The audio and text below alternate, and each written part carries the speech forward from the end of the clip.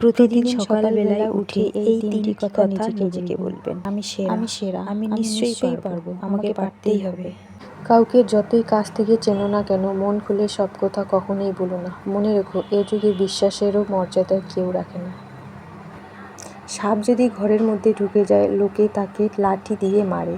আর যদি সাপকে মন্দিরের শিবলিঙ্গের উপর দেখতে পায়, তখন তাকে পূজা করে, দুধ খাওয়ায়। সুতরাং লোক তোমাকে সম্মান এমনি করবে না, করবে তোমার স্থান আর পরিস্থিতি দেখে।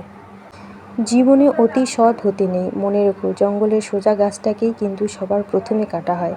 তেমনি ঠিক অতি সৎ ব্যক্তিরাই বেশি আগে বিপদে পড়ে।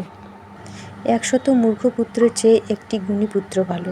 একটি চন্দ্রই কিন্তু রাতের সব অন্ধকার দূর করে, সব তারা মিলে তা পারে না।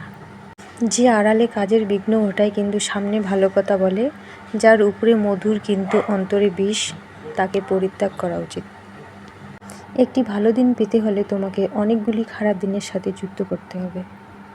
বিদ্যার চেয়ে ভালো বন্ধু নেই, বেদির চেয়ে বড় শত্রু নেই, সন্তানের চেয়ে প্রিয় স্নেহের পাত্র নেই এবং দৈবের চেয়ে শ্রেষ্ঠ বল নেই। খাবার যতই দামি হোক, পচে গেলে যেমনই তার কোনো মূল্য থাকে না, ঠিক তেমনি শিক্ষা যতই থাকুক, মনুষ্যত্ব না থাকলে সেই শিক্ষার কোনো দাম নেই।